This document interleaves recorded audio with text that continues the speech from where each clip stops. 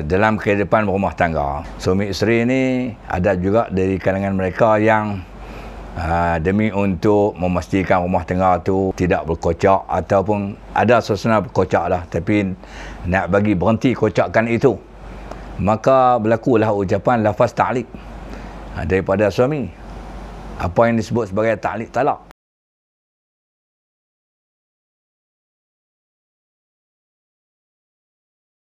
Ta'liq talak ni kadang-kadang dia datang daripada suami itu sendiri.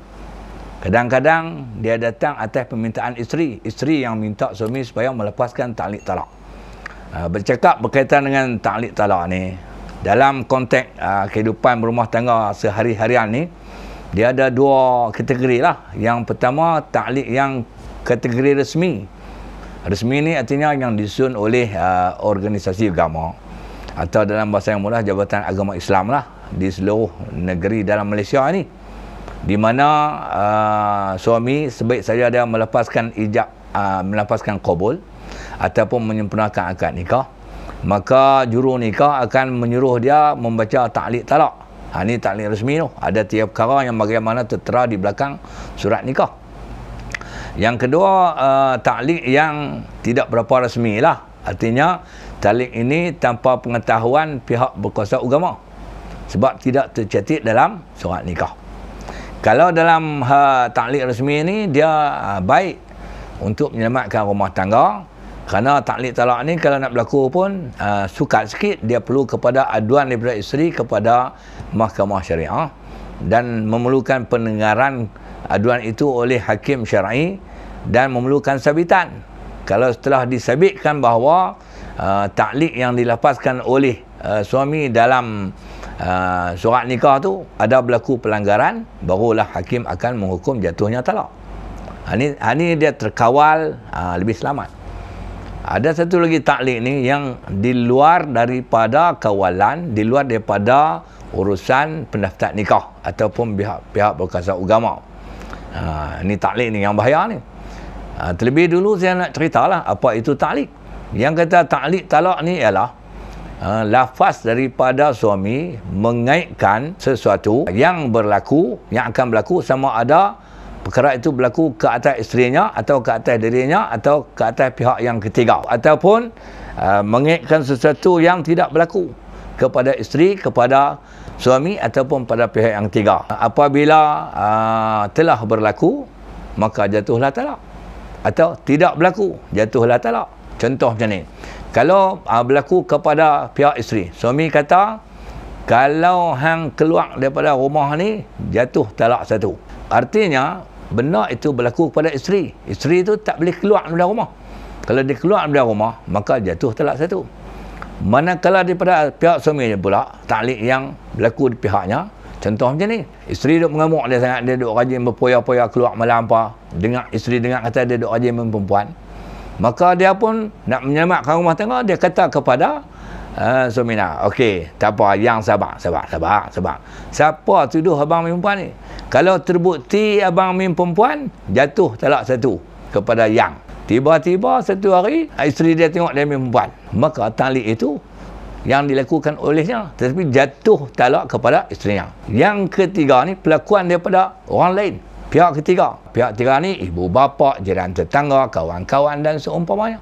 Contoh macam ni, kalau abang nampak lelaki tu mai jumpa hang, jatuh talak. Satu hari suami nampak lelaki itu mai jumpa isterinya, maka jatuhlah talak satu kepada isterinya. Jadi pelakuan itu dilakukan oleh pihak ketiga, bukan isteri, bukan suami, tetapi lelaki itu. Yang kedua pula ialah mengaitkan dengan perkara yang tidak berlaku, sama ada daripada isteri atau daripada suami atau daripada pihak ketiga. Contoh macam ni, kalau daripada isteri, hari ini petang ni kalau hang tak masak nasi, jatuh talak. Tiba-tiba petang memang dia tak masak nasi, maka jatuhlah talak, sebab tidak berlaku. Tapi kalau dia masak nasi petang tu, maka tidak jatuh talak. Itu daripada isteri. Kalau daripada suami pula, dia kata, pagi esok kalau abang tak pergi kerja, jatuh talak kepada kamu. Tiba-tiba dia tak pergi kerja sungguh, kena COVID, maka jatuhlah talak kepada isterinya. Ataupun yang tiga, esok ni kalau kawan tu tak main bayar hutang kat kamu, jatuh talak pada kamu. Ada orang hutang bini dia, janji nak bayar ni, kalau esok dia tak main bayar hutang kat hang, jatuh talak kat hang. Jadi sama ada benda tu benda yang akan berlaku atau benda yang tidak berlaku. Itulah yang dikatakan talak. Jadi talak ini dikaitkan dengan sesuatu. Sesuatu sama ada berlaku atau tidak berlaku. Kalau berlaku, jatuh talak. Tidak berlaku, jatuh talak. Itu contoh dia. Kemudian, talak ni satu ucapan yang tak boleh dibuat main-main. Ni taklid talak ni talak bersyarat, talak berkait. Berbeza dengan talak hak yang biasa, talak yang munjas, di mana suami kata, aku cerai hang talak satu. Hak tu talak tu kata terus. Manakala taklid talak ni, dia tunggu benda, tunggu masa. Kalau berlaku, jatuh talak. Tak berlaku, tak jatuh talak. Ataupun kalau tak berlaku satu benda tu, tak jatuh talak. Kalau tak berlaku, jatuh talak. Kalau berlaku, tak jatuh talak. Lebih kurang betul lah. Jadi, ada setengah suami ini, dia kadang-kadang bahan dia tu, tak tahu nak abang, sehingga dia melepaskan taklid tanpa berfikir. Tiba-tiba dia menyesal. Contoh dia kata kepada isterinya, hangat hati lah pasal isteri duk rajin balik rumah pak dia. Hang balik minggu ni hang balik juga rumah ayah hang, jatuh talak 3. Talak 3 terus. Minggu ni kalau hang balik rumah ayah hang, jatuh talak 3. Kalau isteri yang cerdik, dia balik minggu depan. Sebab isteri kata minggu ni, suami kata minggu ni, tapi dia gagah balik juga.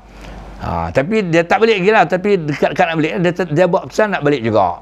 Bila suami kata tu, minggu ni kalau hang balik rumah ayah hang, jatuh talak 3. Lepas kata tu, isteri pun kata, abang sedap lah tu, talak 3 tu. Aku sedap. Kalau saya balik, jatuh talak 3. Sekali abang tak boleh rujuk balik. Suami pun, Allah, silap. Dia kata silap. Dia pun kata, tak apa, abang tarik balik. Ni lah yang saya duduk depan banyak kes rumah tangga ni.